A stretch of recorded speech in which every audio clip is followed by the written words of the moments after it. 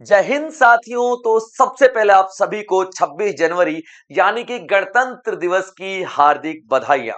आज का दिन हमारे लिए बहुत महत्वपूर्ण होता है क्योंकि आज के दिन ही भारत ने अपनी पहचान को अपनाया था। तो गणतंत्र दिवस के साथ साथ एक और अहम दिवस है क्योंकि आप सभी को पता है गणतंत्र दिवस की एक संध्या पूर्व पद्म अवार्ड्स की घोषणा की गई है और सारे के सारे पद्म अवार्ड्स के बारे में आज हम बात करेंगे। टोटल 131 पद्म अवार्ड्स दिए गए हैं। दिए गए नहीं मतलब अनाउंसमेंट किए गए हैं और आगे दिए जाएंगे। आप देखोगे जिसमें 5 पद्म विभूषण हैं, जिसमें 13 पद्म भूषण हैं और 113 पद्मश्री अवार्ड शामिल है। यानी टोटल मिला के 131 पद्म अवार्ड्स दिए जा रहे हैं। अगर हम बात करते हैं हाईएस्ट सिविलियन ऑर्डर की, तो सबसे ऊपर आता है भारत रत्न अवार्ड। सबसे ऊपर टॉप पे देखोगे सेकंड रैंक पे आता है पद्म विभूषण, उसके बाद तीसरे रैंक पे आता है पद्म भूषण और चौथे नंबर पे आता है पद्मश्री अवार्ड।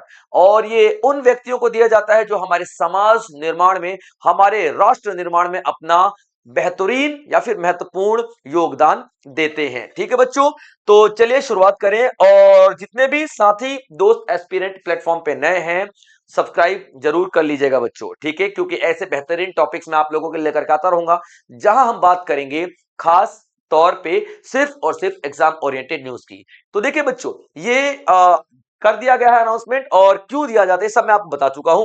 क्यों दिया जाता है, उन सारे लोगों को दिया जाता है, उन व्यक्तियों को, उन भारतवासियों को, और नॉट ओनली भारतवासियों को। ऐसा कोई विदेशी बंदा भी है जो यहाँ पे अपना योगदान दे रहा है, भारत की इकोनॉमी में योगदान दे रहा है, भारत के लिए बहुत अच्छा कार्य कर रहा है, तो उसको भी हम लोग ये अवार्ड देते हैं।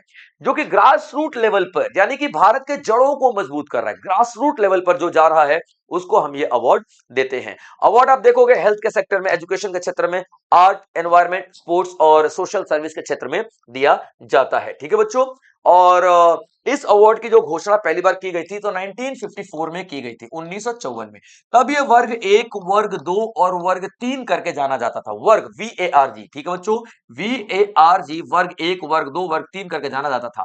आगे चल के 1955 में वर्ग 1 को हम लोगों ने पद्म विभूषण कर दिया, पद्म विभूषण कर दिया। ठीक है, उसके बाद आप देखो पद्म भूषण कर दिया, पद्म भूषण कर दिया। ठीक है बच्चों, उसके बाद आप देखोगे हमने पद्मश्री कर दिया, पद्म श्री कर दिया। ठीक है बच्चों, याद रखना पद्म श्री कर दिया। तो among India's highest civilian honors instituted in 1954, announced every year on Republic Day, awarded for exceptional and selflessness, जिनके बिहेवियर में है, सेल्फलेस सर्विसेज जो जिन्होंने देश के लिए दिया है। और ये जैसा मैं आप बता चुका 1955 में नाम बदल के वर्ग 1, वर्ग 2, वर्ग 3 का पद्म विभूषण, पद्म भूषण और पद्मश्री कर दिया गया था। अभी आप देखोगे मैं आपको पूरा जो ऑर्डर बता चुका हूं कि जो वर्ग 1, वर्ग 2, वर्ग 3 55 में आया था और तीनों भूषण, विभूषण, भूषण और पद्मश्री में इसको कर दिया गया अवार्ड, कन्वर्ट। उसके बाद आप देखोगे कैटेगरीज, कैटेगरी में आप देखोगे सबसे ऊपर भारत रत्न आपको दिखाई देगा, सबसे ऊपर आपको भारत रत्न दिखाई देता है। उसके बाद आप देखोगे पद्म विभूषण जो कि सेकंड हाईएस्ट सिविलियन अवार्ड है, मैं आपको बता चुका हूं, तीसरा नंबर पे पद्म भूषण और चौथे नंबर पे आप लोग देखोगे पद्मश्री। ठीक है बच्चों, चलिए अब देख लेते हैं कितने कितने अवार्ड्स किस किस को दिए गए हैं। अभी देखिए 5 जो पद्म विभूषण दिए गए हैं, धर्मेंद्र एक्टर सभी जानते हो आप लोग इनको, है ना, आर्ट के क्षेत्र में दिए गए हैं। पॉस्थ्यूमस यानी कि इनकी मृत्यु के बाद दिए गए हैं। VS अच्युतानंदन जो पॉस्थ्यूमस यानी कि मरणोपरांत इनको दिया गया है, अनाउंसमेंट किया गया है। KT Thomas public affairs, N Rajan art, N नारायणम literature and education के क्षेत्र में दिया जा रहा है। अब उसके बाद देखेंगे पद्म भूषण 13 अवार्ड दिए गए हैं। इसमें आप देखोगे मम्मूटी, मम्मूटी ये जो एक्टर दिखाई दे रहे हैं साउथ के, इंडियन सिनेमा यानी कि साउथ के जो सिनेमा है तेलुगु सिनेमा के एक मशहूर एक्टर हैं। अलका याग्निक म्यूजिक से उदय कोटक जिन्होंने 1995 में कोटक महिंद्रा की स्थापना की थी। उसके बाद देखोगे विजय अमृतराज जो कि स्पोर्ट्स में आपको दिखाई देंगे। क्लियर है बच्चों यहाँ पे। चलिए पद्मश्री की बात कर लेते हैं तो 113 पद्मश्री यहाँ पे दिखाई देंगे।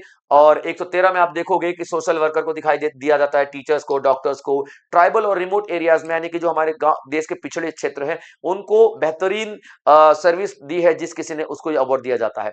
यहाँ पे आप रोहित शर्मा को देखोगे और रश्मिका मंदाना को देखोगे, ये सॉरी रश्मिका मंदाना, आर माधवन को देखोगे, रश्मिका मंदाना नहीं है, हरमनप्रीत कौर है, ठीक है, याद रखना, उनको भी अवार्ड दिया जा रहा है। नाम नहीं लिखा लेकिन हरमनप्रीत जी कौर जी हैं जो कि इंडियन फीमेल क्रिकेट की हैं, तो उनको भी अवार्ड दिया जा रहा है।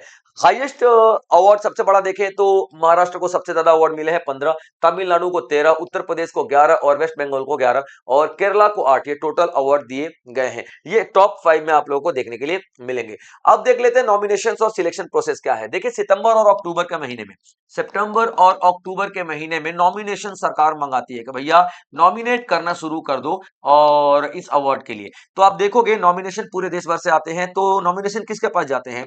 तो नॉमिनेशन आप देख लोगे कि एक कमिटी बनाई जाती है, पद्म अवार्ड कमिटी। क्लियर अबाउट बच्चों, पद्म अवार्ड कमिटी, पद्म अवार्ड कमिटी बनाई जाती है, पद्म अवार्ड कमिटी बनाई जाएगी। ठीक है बच्चों।